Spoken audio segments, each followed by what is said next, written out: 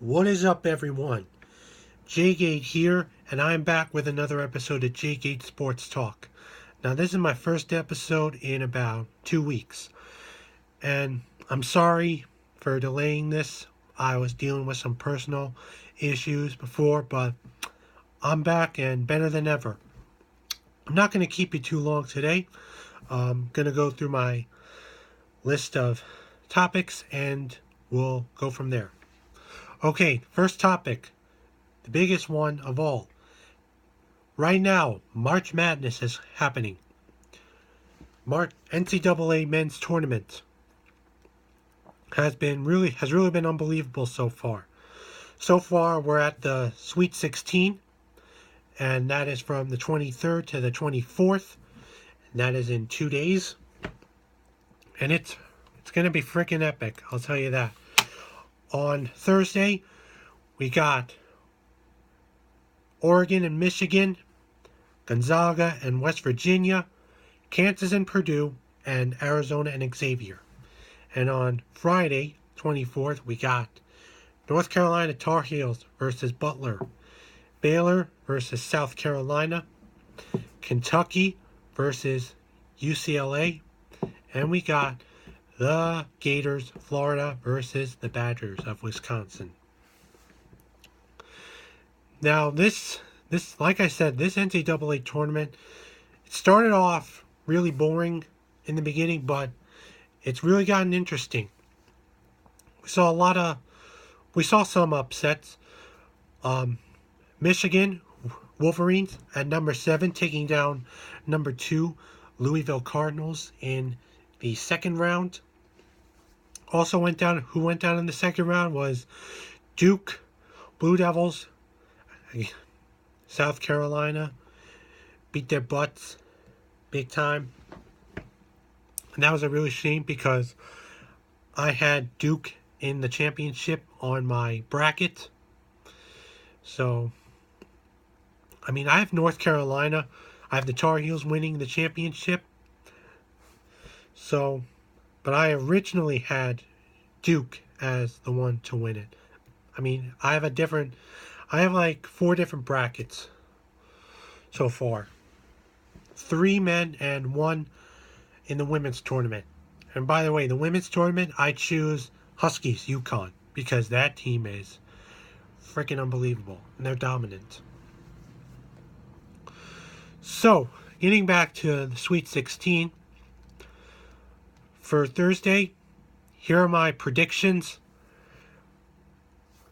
My schools to win choices are Michigan, Gonzaga, Kansas, and Arizona. And on Friday, I got North Carolina, South Carolina, UCLA, and Florida. Because, I like to see a little bit of upsets every now and then. It's really cool. So, the next 2, so Thursday and Friday, Sweet 16 happening. It should be epic. Then the teams advanced on to the Elite 8, then the Final 4, and then to the championship game. And it should be epic. So, my suggestion is watch very carefully and hopefully your bracket choices will win. Fortunately, I had to throw my bracket out. I had to rip it up, actually. Okay, moving on from college basketball, we're going to slide on over to the NBA. I'm going to be talking about 3 contests that happened last night. First game we're going to talk about is my Knicks, who took on the Clippers in LA.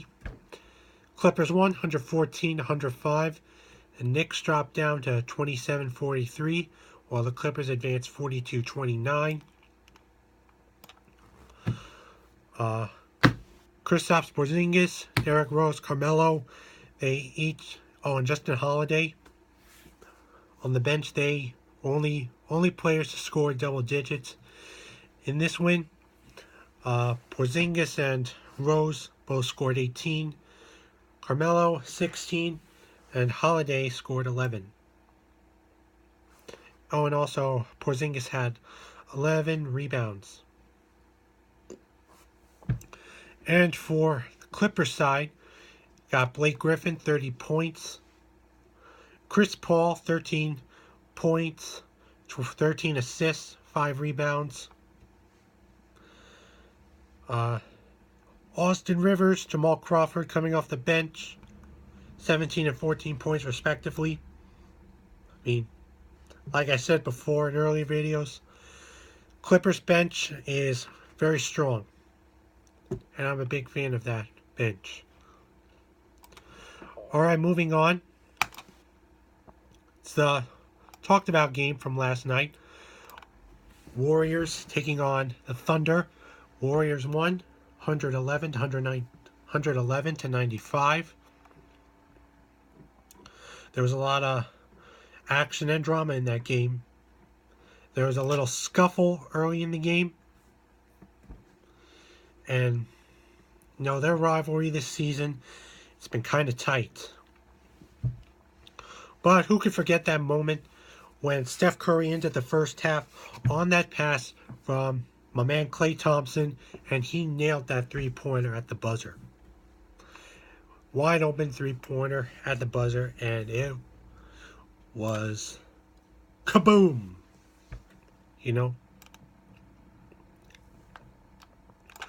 So anyways, getting to scoring. Klay Thompson, 34 points, 6 rebounds. Steph Curry, 23 points. I mean, teams really been doing all right. They're doing okay now, even with Durant out. And I hope Durant comes back strong. Moving on, on Clippers, for the Thunder, Victor Oladipo, 17 points, 5 assists, 6 rebounds, 2 steals. Westbrook, fortunately no triple-double, but he did have 15 points, 7 assists, 8 rebounds, and that's pretty good for him. So, I mean, this NBA postseason should be pretty good. A lot of good matchups. But I bet a lot of people are expecting another repeat from last year. Warriors and Cavs. Who knows what can happen. Okay, moving on to the final game we're going to talk about in the NBA. Houston Rockets and Denver Nuggets. Close one. Rockets won 125-124. James Harden doing his thing, 39 points, 11 assists, 11 assists and 7 rebounds. I gotta slow down. And every single one of the Rockets starting lineup scored in double digits, and Eric Gordon on the bench, 18 points. Moving on to the Nuggets, Nikola Jokic, he's really been the star of this team. 22 points, 13 rebounds. Gary Harris, 28 points. And then you got guys like Juan Hernan-Gomez, 15 points. And Will Barton and Jamal Murray, 24 points, 13 points respectively. I mean, I'm expecting the Nuggets to be a little bit better this season. I mean, they're right now they're 33 and 37. I'm shocked that they're not up in higher rankings. But it is what it is, Okay, moving on to the next topic. I'm just going to briefly talk about LaVar Ball, who is the father of Lonzo Ball, UCLA commit. Well, actually, he's a star freshman point guard at UCLA.